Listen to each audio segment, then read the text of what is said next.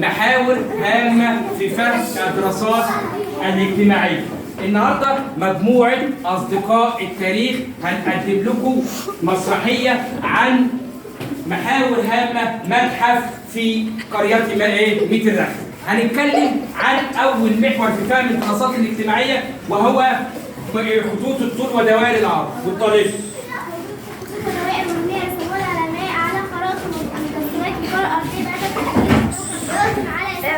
تمام. يبقى زميلتكم قالت لنا محور هام في فهم الدراسات الاجتماعيه وعاملين انشطه عن المحاور دي. نيجي بقى عن محور اخر مهم في فهم الدراسات الاجتماعيه وهو الوحده الثانيه. اتفضلي. على توحيد البلاد تدرس قبل المنافسة. تمام. برافو عليك. الحضاره المصريه وعاملين نماذج مشرفه على ذلك.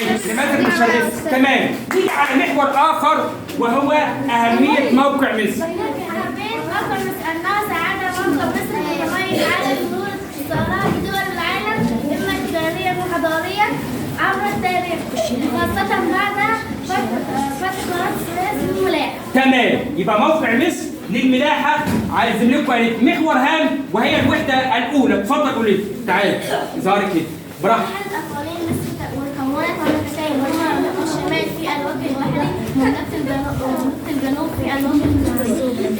كانت كل مملكة حاكم وعاصمة وشعار تمام. ماشي. ونجحت في محور هام اللي هو الوحده الاولى. شكرا. اهميتها. اتفضلي. عايزه تقول ايه تاني؟ اتفضلي قول. كملي. مملكة الشمال في توحيد مصر تحت حكمها وأخذت مدينة عين شمس حاليا. ماشي. تمام كده. عاصمة عين شمس حاليا. ننتقل لمحور هام وهو مهم جدا في دراسة التغيرات المناخية وهو تعريف المناخ. تمام. عرفت لنا المناخ. طيب نيجي بقى اي حاجه يا اولاد من المحاور دي كلها لازم جيش وطني يقوم بحمايتها وهي اقامه الحكومه المركزيه القادمه. اتفضلي. للعمل على رعايه مصالح الشعب. نيجي على العوامل الطبيعيه لقيام الحضاره المصريه مهمه جدا. على الزراعه والاستقرار المصري القديم. ماشي. استقرار المصري القديم في البلاد والنيل. تمام.